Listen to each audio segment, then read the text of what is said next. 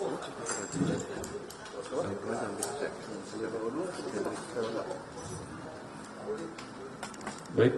Bismillahirrahmanirrahim. Assalamualaikum warahmatullahi wabarakatuh. Selamat siang, salam sejahtera, Om Swastiastu, Namo Buddhaya, salam kebajikan.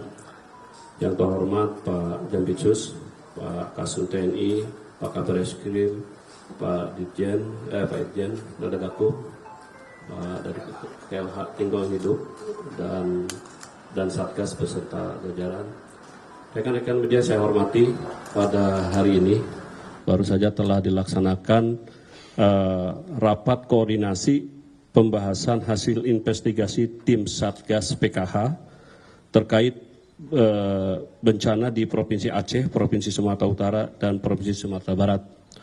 Dan pada kesempatan ini telah hadir di rapat tadi dipimpin oleh Pak Menhan, dihadiri oleh Jaksa Agung, Pak dari Menteri Kehutanan, dan juga perwakilan lingkungan hidup, juga dari BPKP, juga dan Satgas PKH, dan hadir pada hari ini di depan teman-teman Pak Jampitsus beserta Pak Kasum dan Pak Kabar Eskrim untuk memberikan hasil dari rapat koordinasi. Waktu dan tempat kami persilakan.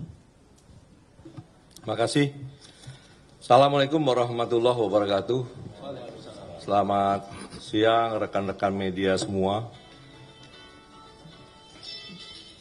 Jadi tadi pagi ya telah dilakukan rapat koordinasi Satgas PKH terkait dengan progres dan kebijakan lanjutan yang akan dilakukan oleh Satgas PKH terhadap bencana yang terjadi. Dipimpin oleh Pak Menhan dan dihadiri oleh Pak Jaksa Agung, Menteri Kehutanan, Menteri ATR BPN, dan rekan-rekan lain seperti ada Inspektur Utama dari Kementerian Lingkungan Hidup, Wakil Kepala BPKP, dan para anggota yang tergabung di Satgas PKH dari 12 kementerian. Rapat tersebut berjalan dengan diawali masing-masing laporan yang dipaparkan baik dari Satgas Garuda dan dari Pak Kabar Eskrim, dari Kementerian Lingkungan Hidup, Kehutanan, khusus menyangkut identifikasi penyebab bencana tersebut. Jadi pada pokoknya telah diambil kesimpulan beberapa hal. Yang pertama dapat kami sampaikan bahwa Satgas PKH sudah melakukan langkah-langkah identifikasi perbuatan pidana. Dan selanjutnya akan memastikan siapa yang bertanggung jawab secara pidana atas bencana yang terjadi. Ini akan dilakukan penegakan hukum, baik dari Barreskrim Polri, Dirjen Gakum Kementerian Kehutanan, Kementerian Hidup, maupun Kejaksaan. Dan dapat rekan-rekan media ketahui, seperti yang disampaikan beberapa waktu lalu, bahwa ini sudah ada satu yang ditangani oleh Barreskrim Polri atas nama perusahaan PT TBS. Tetapi dari laporan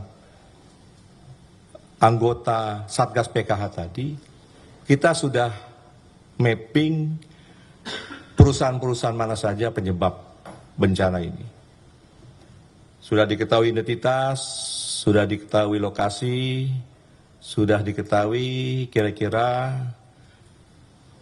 perbuatan pidana seperti apa yang terjadi. Kedua, selain proses pidana, kepada subjek hukum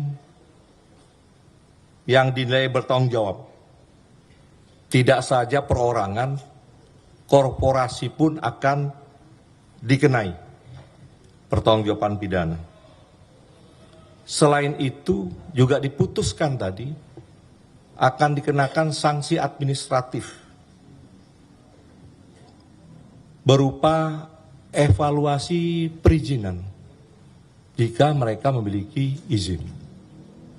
Akan dilakukan evaluasi atas perizinan yang telah dikeluarkan kepada korporasi yang terindikasi menjadi subjek hukum penanggung jawab pidana yang telah terjadi. Kemudian yang ketiga, Satgas PKH juga akan melakukan perhitungan kerugian atas kerusakan lingkungan dan akan memberi beban kewajiban pemulihan keadaan sebagai dampak dari bencana yang terjadi kepada pihak-pihak yang akan dimintai pertanggungjawaban. Jadi selain dengan penegakan hukum berupa proses pidana, akan juga dikenai evaluasi perizinan, dan yang ketiga akan dikenai tuntutan kerugian lingkungan yang terjadi. Yang keempat, guna mencegah kejadian bencana berulang kembali,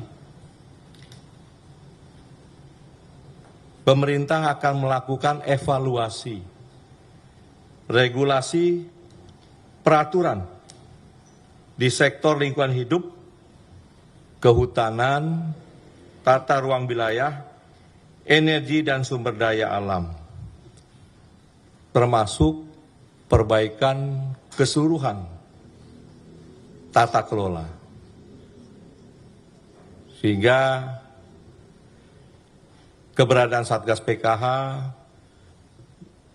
memang di Perpresnya memang untuk penertiban kawasan hutan, ini akan kita optimalkan dengan secepat mungkin, melakukan perbaikan juga tata kelola selain dengan proses penindakan secara pidana. Dengan harapan apabila regulasi dan tata kelola diperbaiki, ini mudah-mudahan tidak akan berulang kembali seperti bencana yang kita saksikan. Saya rasa demikian rekan-rekan media, apa yang menjadi keputusan rapat koordinasi tadi. Dan untuk pertanyaan, di sini ada Pak Kabar Eskrim yang melakukan penyidikan, dan ada Pak Kasum yang bawahi Satgas Garuda, ada juga dari Kementerian Lingkungan Hidup, Kementerian Kehutanan. Silahkan ditanya apa saja, kami akan jawab. Kami kembalikan.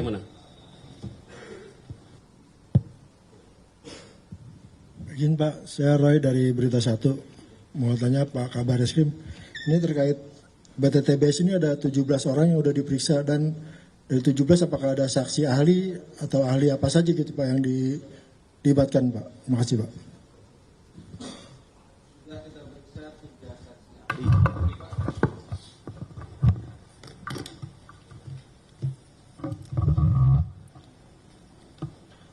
Jadi semuanya hasil pemeriksaan sudah memeriksa 19 saksi, ada 16 saksi dan 3 saksi ahli.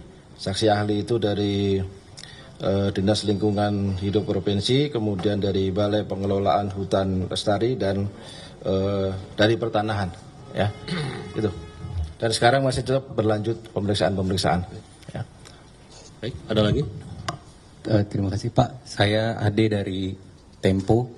Mau menegaskan Pak, itu tadi proses penindakan ini berarti masih penyelidikan atau sudah penyidikan yang di Satgas PKH itu Pak.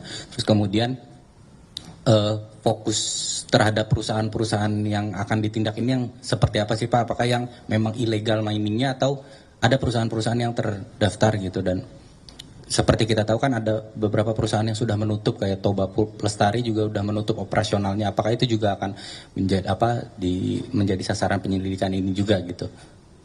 Mungkin itu aja dulu. Terima kasih Pak. Silakan Pak. Masih ada lagi? Biar sekaligus.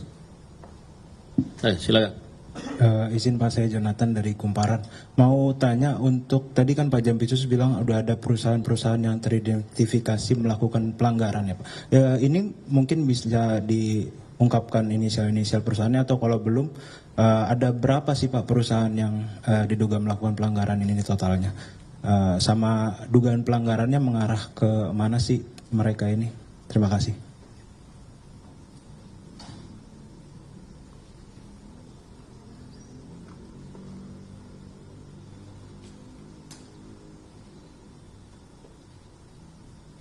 Silakan Pak, langsung. Cukup ya? Ada lagi? Oh, ya silakan dari. Ya Pak, saya James dari validnews.id. Bapak izin mau menanyakan terkait bencana yang sudah terjadi. Itu kan tadi Bapak menyebutkan bahwa Satgas sudah mengarah kepada sejumlah perusahaan gitu Pak ya. Artinya Bapak juga menegaskan bahwa ada pidana. Nah, saya mau menanyakan kepada kementerian, apakah perusahaan-perusahaan itu yang menjadi penyebab terjadinya pengurangan tutupan hutan di daerah Sumatera? Nah, sekarang bagaimana dengan pemerintah juga pernah sempat mengklaim bahwa deforestasi beberapa tahun terakhir itu melambat, tapi tutupan hutan itu ternyata dengan datanya berkurang secara drastis. Nah, ini pemerintah bagaimana untuk mengantisipasi tutupan hutan itu berkurang dan deforestasi itu tetap lambat gitu Pak. Terima kasih. Ya, satu lagi. Ya, silakan. Izin Bapak, saya Niko Anggriawan dari Kompas TV Pak. Izin mungkin boleh dirinci atau didetailkan terkait dengan perusahaan-perusahaan mana saja yang sudah ditargetkan dalam kasus ini Pak. Terima kasih. Ya, cukup Pak. Cukup ya. Jadi pertanyaan tadi itu hampir sama ya. Ini menyangkut perusahaan-perusahaan apa saja. Kemudian bentuk apa perbuatannya. Kan itu ya. Kemudian terkait juga apakah ini penyelidikan atau penyidikan. Jadi intinya adalah bahwa teman-teman di bawah Satgas PKH ini sudah bergerak cepat. Seperti Barreskrim kan sudah naik ke penyidikan ini. Nah, seperti apa perbuatan yang disidik oleh Barreskrim? Ini kan terkait dari adanya tumpukan kayu. Ditelusuri dari mana, kemudian dilihat apakah ketika dalam proses penebangan ini ada pelanggaran terhadap undang-undang tertentu. Nah, ternyata ini ada. Menyangkut undang-undang lingkungan hidup. Ya. Nah, kemudian juga dari Kementerian Lingkungan Hidup juga sudah ada. Nah, semua masing-masing anggota di bawah Satgas PK ini sudah merespon cepat. Nah, ini semua tindakan yang telah dilakukan tadi telah dilaporkan dengan teman-teman semua ke ketua tim pengarah yaitu Pak Menhan.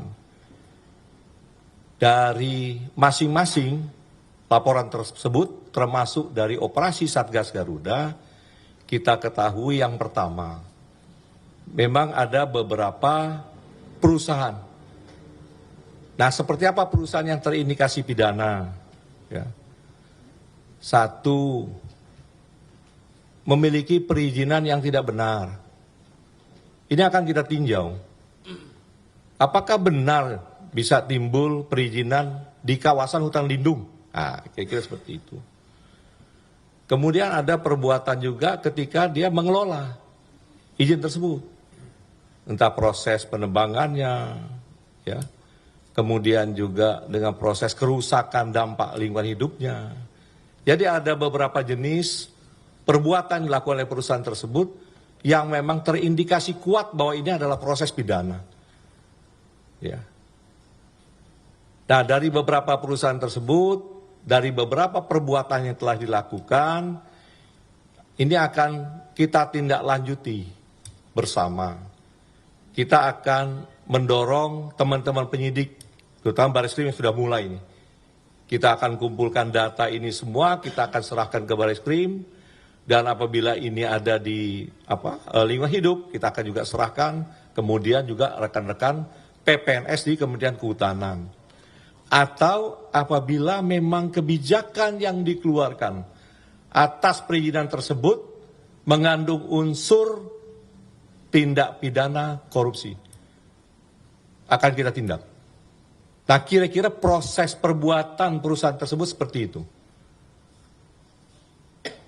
Jadi kalau teman-teman media tanyakan, ini perbuatan seperti apa, Pak? Nah, ini berbagai macam ini. Tetapi karena Satgas PKH di dalamnya lengkap. Ada 12 kementerian dan lembaga. Sehingga memudahkan untuk berkoordinasi dan mempercepat agar masyarakat juga mengetahui bagaimana respon di Satgas PKH untuk mengetahui penyebab bencana yang terjadi dan memakan korban cukup banyak. Apa contohnya? Contohnya kita sudah melakukan penembangan di Mentawai, ditangkap di Gresik. Nah, karena dalam satu wadah Satgas, maka jaksa sudah sejak awal masuk. Sehingga berkas tersebut cepat. Sekarang sudah sampai ke sudah P21. Segera akan kita sidangkan. Nah, tadi juga sudah diperintahkan oleh Jaksa Agung, Direktur di Pidana Umum yang bertanggung jawab, segera berkoordinasi ke Bareskrim agar berkas tidak bolak-balik dan cepat diambil keputusan. Nah, seperti itulah cara kerja Satgas. Karena di dalamnya ini semua lengkap sehingga lebih cepat berkoordinasi, lebih kompak, dan arahnya juga fokus terhadap penindakan prioritas. Ya kan? Mana prioritas perusahaan-perusahaan tersebut yang didahului. Nah, itu nanti indikator-indikatornya dari teman-teman penyidik seperti dari Bareskrim. Kenapa perusahaan ini, kenapa perusahaan ini. Didahului. Tetapi semua akan diidentifikasi, diverifikasi secara lengkap oleh Satgas PKH dan segera akan kita laporkan kepada Ketua Pengarah Pak Menhan dan lanjut ke Pak Presiden. Nah, kemudian kalau tadi ada pertanyaan,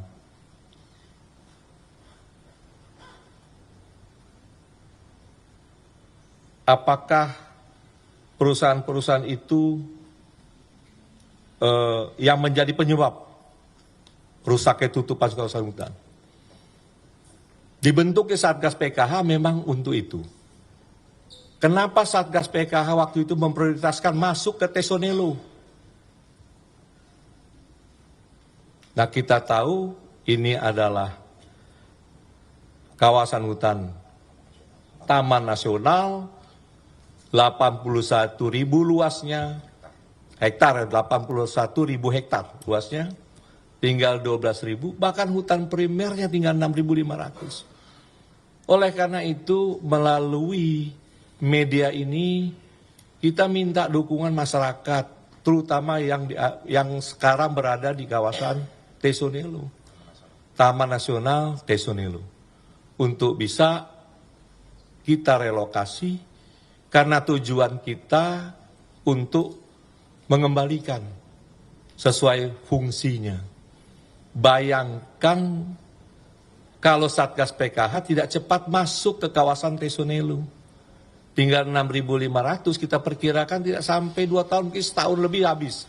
Maka hanya tinggal kenanganlah kawasan nasional, taman nasional tersebut.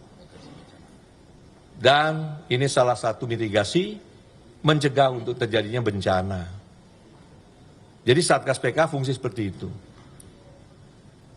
Ya, dan termasuklah di 3 provinsi yang terjadi bencana ini, maka kita akan segera verifikasi semua penyebab terjadinya bencana. Baik dari regulasinya, baik dari perbuatannya, sanksi apa. Nah, seperti teman-teman media sampaikan ketika jaksa menuntut perkara tipikor terhadap kerusakan lingkungan hidup di Bangka Belitung, 271T. Kan banyak tuh perdebatan di masyarakat. Tapi intinya adalah bagaimana mencegah terjadi bencana. Prioritas ketenangan, kenyamanan kehidupan masyarakat, keselamatan masyarakat menjadi nomor 1. Nah, saya rasa itu semua sudah terjawab. Untuk identitas perusahaan yang banyak ditanya, di kita ada, tapi nanti Kapuspen bisa sampaikan inisial, tetapi jumlahnya ada, berapa Pak Dan Satgas? Silakan.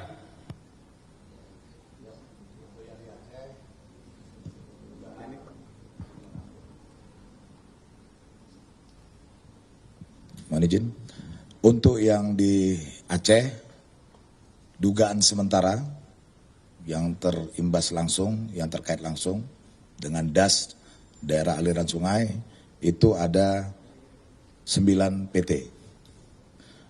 Untuk yang di Sumatera Utara, DAS yang di Batang Toru, Sungai Garuga, kemudian yang di Langkat, termasuk longsor yang ada di sana, itu ada 8, termasuk dengan kelompok PHT, pemegang hak atas tanah. Kemudian yang untuk di Sumatera Barat, dugaan terhadap subjek hukum yang ada, identitas perusahaan lokal, diperkirakan ada 14 dari 3 wilayah daerah aliran sungai yang menjadi penyebab. Demikian informasi sebentar.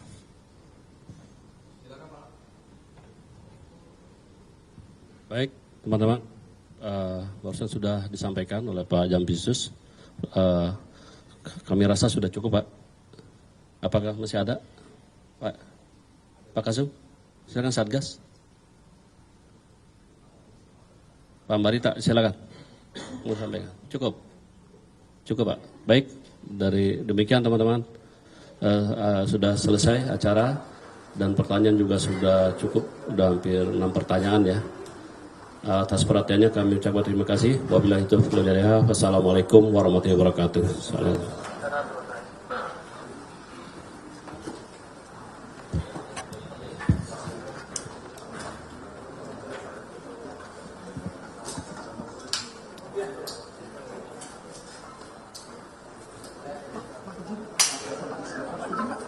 Bapak, maaf Pak.